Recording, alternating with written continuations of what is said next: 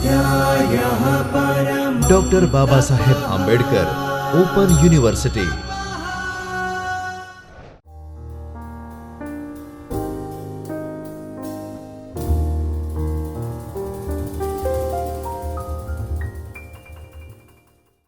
નમસ્કાર.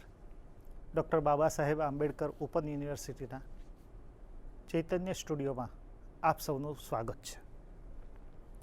સમાજ કાર્ય ઇતિહાસ અને દર્શન વિષયના પ્રથમ ઘટકના આ ત્રીજા વ્યાખ્યાનમાં આપણે સમાજ કાર્યની અંદર સંબંધિત જે ખ્યાલો છે તે ખ્યાલોને સમજવાનું કાર્ય આગળ ધપાવીશું. પહેલા બે વ્યાખ્યાનોની અંદર આપણે સમાજ કાર્ય એટલે શું અને સમાજ કાર્ય સાથે સંબંધિત બીજા ત્રણ અગત્યના ખ્યાલો સમાજ સેવા, સમાજ સુધારણા અને સમાજ કલ્યાણ વિશે ખ્યાલ મેળવ્યો.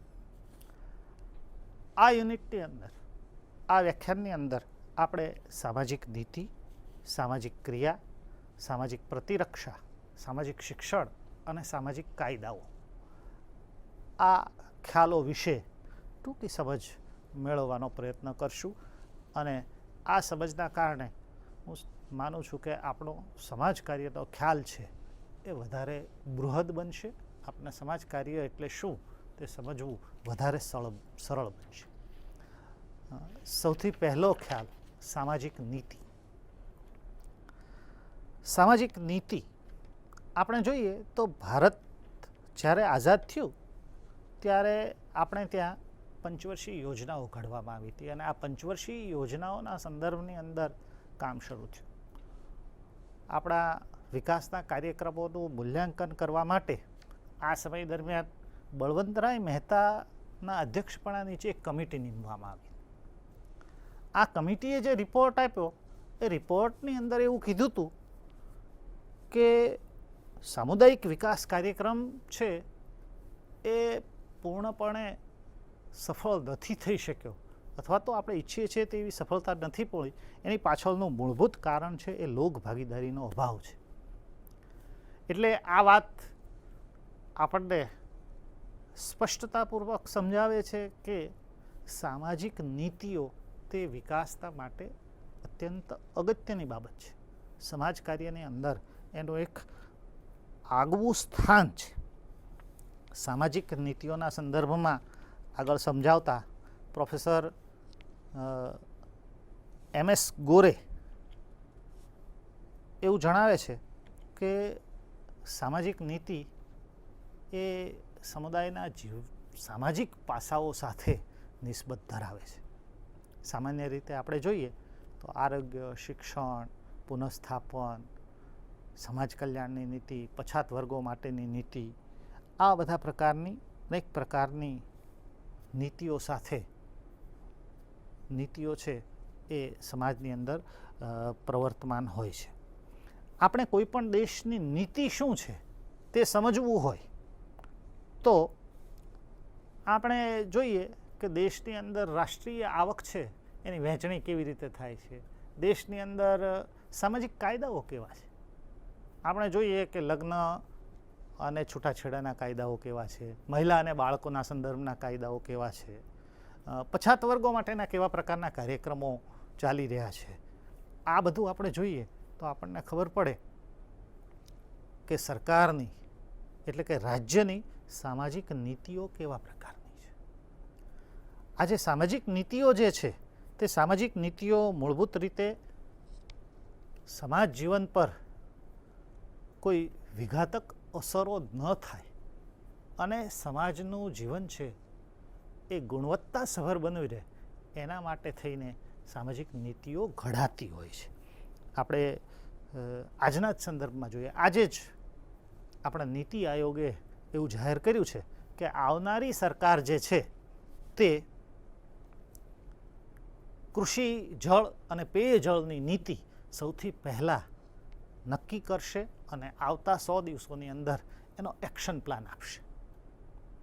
આ વસ્તુ આપણી પાસે આપણને સ્પષ્ટ રીતે સમજાવે છે કે સમાજ ઉપર જે વિઘાતક અસર થવાની છે પીવાના પાણીના સંદર્ભની અંદર અથવા તો કૃષિના સંદર્ભની અંદર, એનાથી બચવા માટે સરકારે આ પ્રકારની સામાજિક નીતિનું આવા પ્રકારની નીતિનું ઘડતર કરવું જરૂરી બનશે. સામાજિક નીતિ છે તે મુખ્યત્વે 3 બાબતો પર આધારિત છે.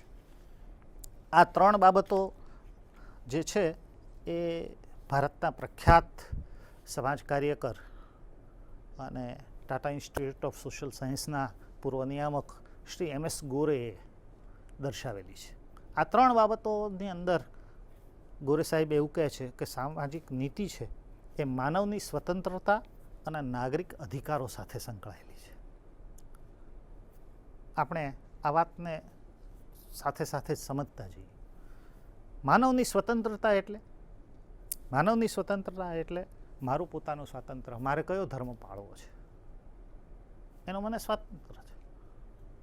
હું જે ઈચ્છું તે ધર્મની સાથે જોડાઈ શકું છું. આ સામાજિક નીતિ સાથે જોડાયેલી બાબત છે. એવી જ રીતે નાગરિક અધિકારો એટલે દાખલા તરીકે આપણે ત્યાં નર્મદા ડેમ બન્યો, વિસ્થાપન થયું, તો આ જે વિસ્થાપિત થયેલા નાગરિકો છે એમનું વિસ્થાપન કરવા માટે થઈ અને રાષ્ટ્રીય વિસ્થાપનની નીતિનું ઘડતર કરવામાં આવ્યું. તો આ નાગરિક અધિકારો છે તે સામાજિક નીતિની સાથે જોડાયેલા છે. આવી જ બીજી બાબત છે સમાન તક અને સમાનતા. દરેક વર્ગને, દરેક નાગરિકને વિકસવાની સમાન તક મળવી જોઈએ. દરેકને સમાન હકો મળવા જોઈએ. દરેક વ્યક્તિ પાસે ક્ષમતા છે, પણ એ ક્ષમતા મુજબ એને તક મળે તો એ વિકસી શકે. બહુ જ સુંદર ઉદાહરણ છે એ 73માં બંધારણીય સુધારો છે.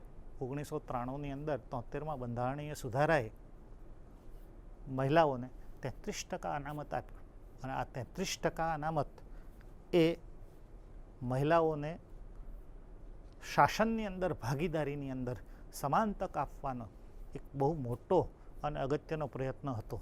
એમ કહેવાય છે કે આ પ્રયત્ન દ્વારા ખરેખર સાચું પંચાયતી રાજ એ લાગુ થયું. આવી જ રીતે ત્રીજી અગત્યની બાબત છે એ છે માનવ કલ્યાણ.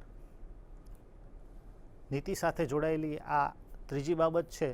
એના સંદર્ભે આપણે સમજીએ કે કુદરતી કે માનવ સર્જિત કોઈ પણ આપત્તિનો ભોગ બને છે વ્યક્તિઓ, તો આ વ્યક્તિઓને સહાય કરવાની નીતિ. આપણે અનેક આપત્તિઓના સંદર્ભની અંદર જોયું છે કે સરકાર એમને વિશેષ રીતે મદદરૂપ થવાની નીતિઓનું ઘડતર કરે છે. આપણે સુનામીના સંદર્ભમાં, કાશ્મીરમાં આવેલા ભૂકંપના સંદર્ભમાં કે આવા પ્રકારની કુદરતી કે માનવ સર્જિત આફતોના સંદર્ભમાં જ્યારે વિચારીએ તો આપણને ખબર પડશે કે સરકાર એક ચોક્કસ પ્રકારની નીતિ ઘડે છે કે આવી રીતે આફતમાં આવેલા માણસોને મદદરૂપ થવું જોઈએ. સામાજિક નીતિ જે નિર્ધારણ થાય છે એ નીતિ નિર્ધારણ જે છે એ નીચેની બાબતો અત્રે દર્શાવેલી છે એના ઉપર આપણે એમ કહીએ કે લક્ષિત હોય છે. સમાજની અંદર એવી વાસ્તવિકતાઓ કે જે વર્તમાન સ્થિતિની અંદર માનવ અધિકારોના સંદર્ભમાં અયોગ્ય હોય તો એના આધાર પર નીતિ ઘડવામાં આવે છે. આપણે ઉદાહરણ રૂપે જોઈએ કે આરોગ્યની સેવાઓના અભાવના કારણે બાળ મૃત્યુનું પ્રમાણનું વધવું, એટલે કે જે વાસ્તવિક સ્થિતિ છે તે સ્થિતિ માનવ અધિકારના સંદર્ભમાં અયોગ્ય છે. તો એ સ્થિતિને સુધાર માટે થઈ અને સરકાર પર એક દબાણ ઊભું થાય છે અને એ દબાણ છે એ આવા પ્રકારની નીતિનું ઘડતર કરવાનું કામ કરે છે. બીજો સંદર્ભ જોઈએ નીતિ ઘડતરનો, તો એ છે વૈશ્વિક સ્તરે જે કંઈ સામાજિક મુદ્દાઓ કે માનવ અધિકારોના સંદર્ભની અંદર રાષ્ટ્રીય અને આંતરરાષ્ટ્રીય સ્તર પર જે સંમેલનો કે પરિષદો થાય છે, એ સંમેલનો કે પરિષદો સરકાર પર, રાજ્ય પર એક જુદા પ્રકારનો દબાણ ઊભું કરે છે અથવા તો એને પ્રેરે છે કે તમે આ પ્રકારની નીતિનું ઘડતર કરો. જેમ કે મહિલાઓના સંદર્ભની અંદર આપણે નીતિઓનું ઘડતર કર્યું, બાળકોના સંદર્ભની અંદર નીતિઓનું ઘડતર કર્યું. એટલે આપણે બાળ નીતિ બનાવી, મહિલાઓના સશક્તિકરણના સંદર્ભની અંદર નીતિ બનાવી. આ બધી નીતિઓ બનાવવા પાછળનું એક કારણ તે આંતરરાષ્ટ્રીય સ્તર પર જે કાર્યો થયા એ કાર્યોને અનુસરણ કરતા આપણે આ નીતિઓને બનાવવી પડી અથવા તો એ નીતિઓ બનાવવા તરફ સરકાર દોરાય તેમ કહેવાય. ત્રીજો જે આધાર જે છે એ છે સામાજિક પરિવર્તન દ્વારા જે પરિસ્થિતિ સર્જાય છે તે. સામાજિક પરિવર્તન દ્વારા પરિસ્થિતિ સર્જાય છે. આનું ઉદાહરણ જોઈએ.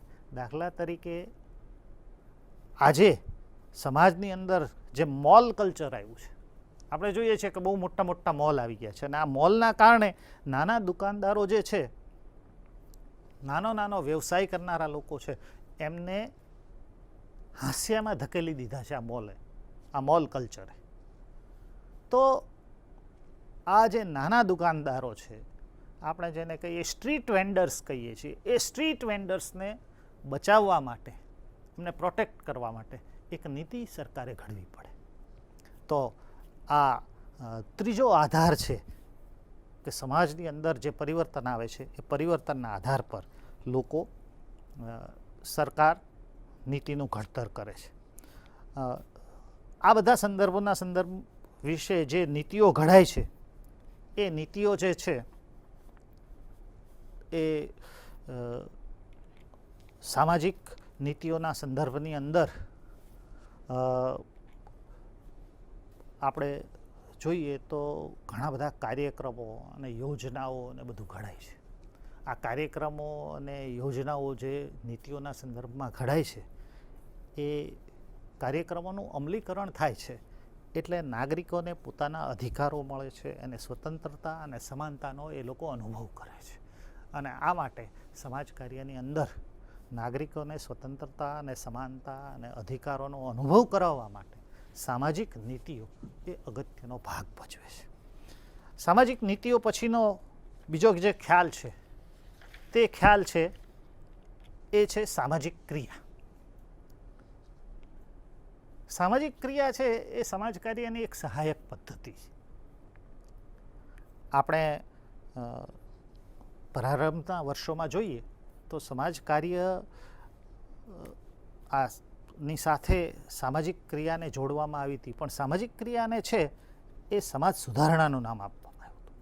પણ થોડા વર્ષો પછીથી સમાજ કાર્યના એક પાયાના વૈજ્ઞાનિક મેરી રિચમન્ડે સામાજિક ક્રિયાને એક સમાજ કાર્યની અલગ પદ્ધતિની ઓળખ આપવાની પહેલ કરી અને આ પહેલના સંદર્ભમાં જ્હોન ફિચ નામના એક સમાજ કાર્યકરે પણ ભાગ ભજવ્યો. એણે પણ એક કોન્ફરન્સની અંદર વાતની રજૂઆત કરી, એક પેપર રજૂ કર્યું કે જેને અંદર સામાજિક ક્રિયા એ સમાજ કાર્યની એક વિશિષ્ટ પદ્ધતિ છે તેવું કહેવામાં આવ્યું. પણ કેનિથ એલિયન પ્રે નામના સમાજ કાર્યકરે સૌથી મોટો રોલ આમાં ભજવ્યો અને social work and social action નામનું એક પુસ્તક એણે 1945ની અંદર લખ્યું. અને આ પુસ્તકના આવ્યા પછીથી સમગ્ર વિશ્વએ સામાજિક ક્રિયાને સમાજ કાર્યની એક વિશિષ્ટ પદ્ધતિ રૂપે સ્વીકારી અને સમાજ કાર્યના ક્ષેત્રોની અંદર એને એક સ્વતંત્ર પદ્ધતિની સ્વીકૃતિ મળી અને સામાજિક સંગઠન કરતાં આ કશીક બૃહદ પદ્ધતિ છે એવું સ્વીકારવામાં આવ્યું. સામાજિક સંગઠન છે તે એક સમુદાય સાથે કામ કરે છે અને આ સમુદાયના બૃહદ સ્તર સાથે કામ કરી અને સામાજિક ક્રિયા કામ કરે છે આવું સ્વીકારવામાં આવ્યું. એટલે કે સામાજિક ક્રિયા એ સમાજ કાર્યની એક પદ્ધતિ રૂપે પ્રસ્થાપિત થયેલી છે. મેરી રિચમન્ડ સામાજિક ક્રિયાની વ્યાખ્યા આપતા એવું કહે છે કે સામુદાયિક પ્રચાર માધ્યમો છે અને સામાજિક કાયદાઓ છે, એના માધ્યમથી જન સમુદાયનું કલ્યાણ કરવું એટલે સામાજિક ક્રિયા. જે માધ્યમો અને સામાજિક રીતે જે કાયદાઓ અત્યારે પ્રવર્તમાન છે, એ કાયદાઓ અને એ માધ્યમોના ઉપયોગથી સમાજનું, જન સમુદાયનું કલ્યાણ કરવું એ મેરી રિચમન્ડના મતે સામાજિક ક્રિયા છે. તો ફ્રીડલેન્ડર બીજી વ્યાખ્યા આપતા એવું કહે છે કે સામાજિક ક્રિયા એ સમાજ કાર્યની અંતર્ગત વૈયક્તિક જૂથ કે સામુદાયિક પ્રયત્નો છે અને જેનો ઉદ્દેશ્ય સામાજિક નીતિઓની અંદર પરિવર્તન લાવવાનો છે અને સમાજની અંદર પ્રાપ્ત જે કલ્યાણ સેવાઓ છે એ કલ્યાણ સેવાઓની અંદર સુધારો કરવાનો છે. આનો અર્થ જોઈએ તો એવો થાય કે જે સામાજિક નીતિઓ છે એ સામાજિક નીતિઓ સમાજ ઉન્મુખ બનવી જોઈએ. સમાજોન્મુખ બનવી જોઈએ, નહીતર એને બદલવા માટે થઈ અને સામાજિક ક્રિયાઓ થઈ શકે. દાખલા તરીકે આજે આપણે જોઈએ છીએ કે ખેડૂતોએ આત્મહત્યા કરવી પડે છે. ખેડૂતોએ કરવી પડતી આત્મહત્યા એ આપણી કોઈક નીતિના અનુસંધાને થતી ઘટના છે. આનો મતલબ એમ થયો કે આ નીતિમાં બદલાવ લાવવાની જરૂરિયાત છે.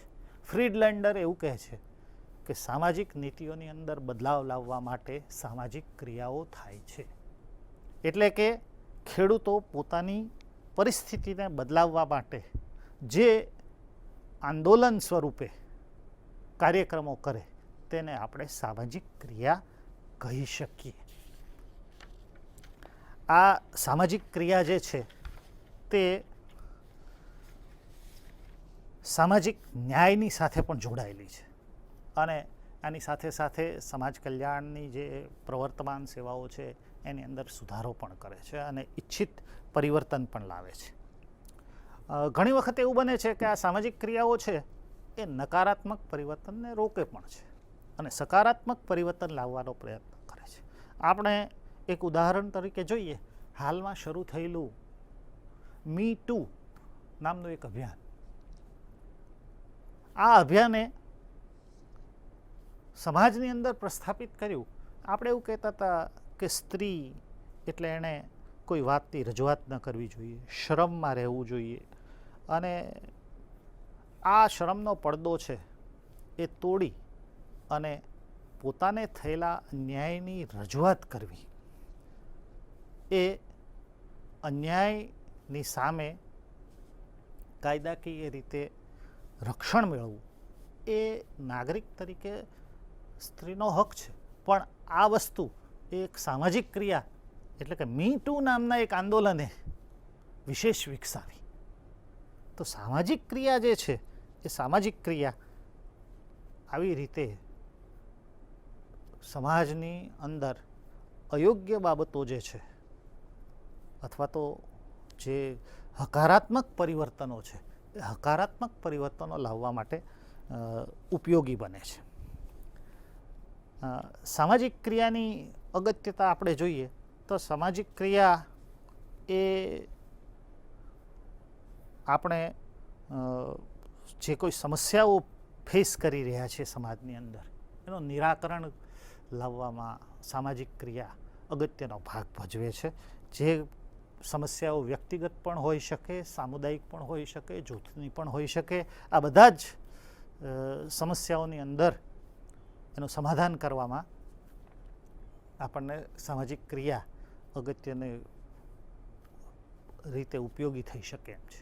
આ ઉપરાંત લોકતંત્રના મૂલ્યો અને જન સમુદાયની અંદર ચેતના જગાવવાની અંદર પણ આ સામાજિક ક્રિયા આપણને ઉપયોગી બની શકે. સંગઠન અને સંગઠનાત્મક પ્રવૃત્તિઓને આ સામાજિક ક્રિયા દ્વારા પ્રોત્સાહન મળી શકે. આપણે ઉદાહરણ રૂપે જોઈએ તો મજૂર સંગઠનો, અને આ મજૂર સંગઠનો પોતાના અધિકાર મેળવવા માટે થઈ અને આ પદ્ધતિનો બહોળો ઉપયોગ કરે છે. એવી જ રીતે જનચેતનાના સંદર્ભમાં આપણે જોઈએ તો અત્યારે આપણા સમુદાયની અંદર બૃહદ સ્તર પર આંદોલન ચલાવી અને આપણે સામાજિક ચેતના જગાવવાનો પ્રયત્ન કરીએ છીએ. દાખલા તરીકે બેટી બચાવો આંદોલન. બીજો આપણે ઉદાહરણ જોઈએ તો આપણે એવું કહીએ સ્વચ્છ ભારત આંદોલન. આ સામાજિક ક્રિયાના ઉદાહરણો છે અને આ સામાજિક ક્રિયા દ્વારા લોકોની અંદર જનચેતના જગાવવાનો પ્રયત્ન કરતા આંદોલનો છે, સામાજિક ક્રિયાના આ ઉદાહરણો છે. તો સામાજિક ક્રિયાના ખ્યાલ પછીથી આપણે સમાજ કાર્યના સંદર્ભમાં અગત્યનો બીજો ખ્યાલ તે સામાજિક પ્રતિરક્ષા, તેના વિશે આપણે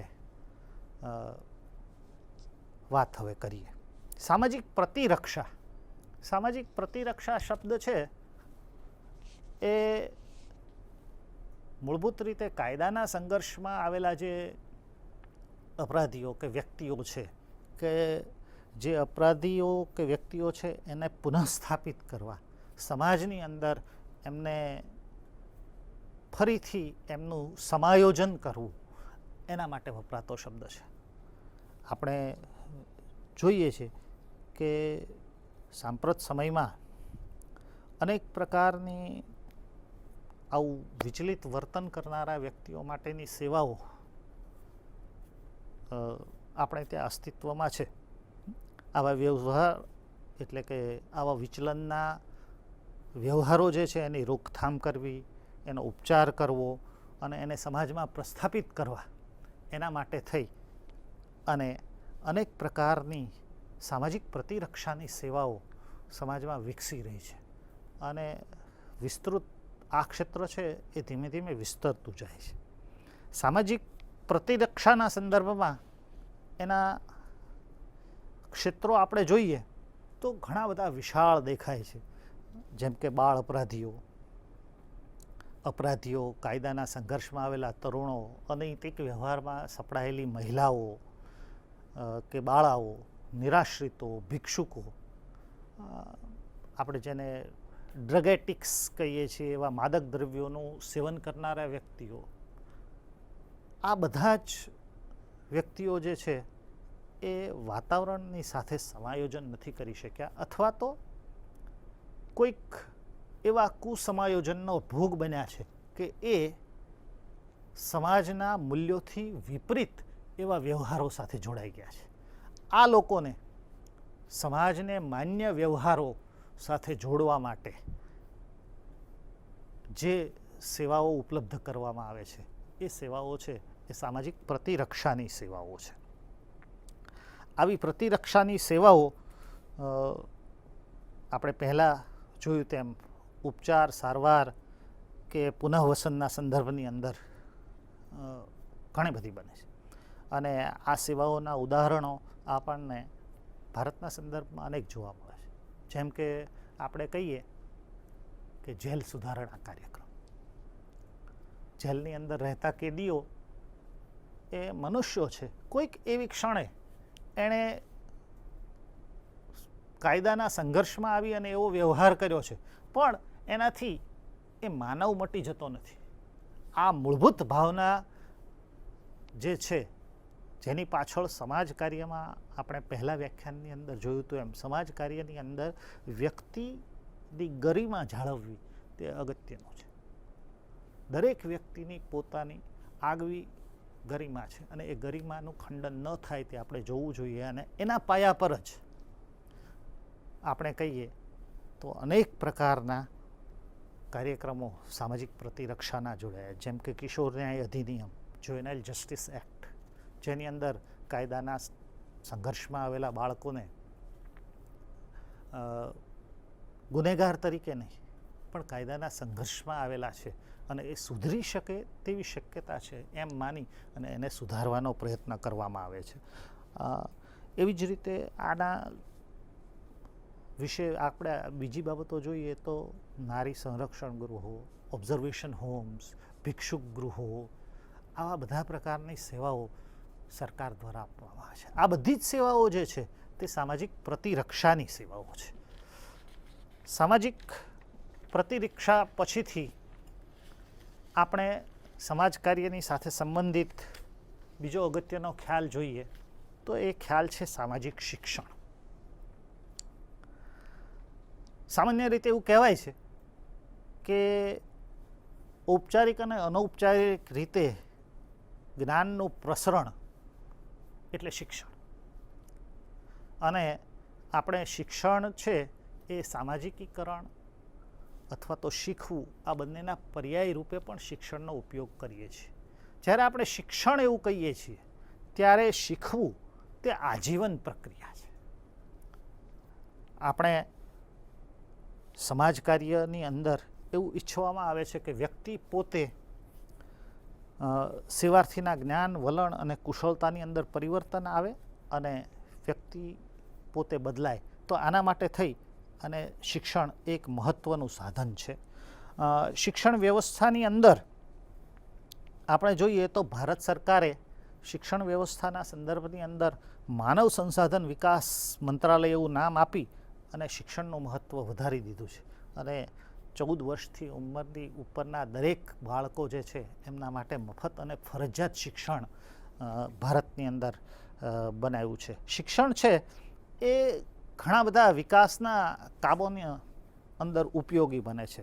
અને શિક્ષણના કારણે આપણે સમુદાયનો એટલે કે લોકોનું વલણ વિકસાવી શકીએ છીએ અને શિક્ષણના માધ્યમથી બદલાવ આવી શકે છે. અને આ બદલાવ જે છે એ આપણે જોઈએ તો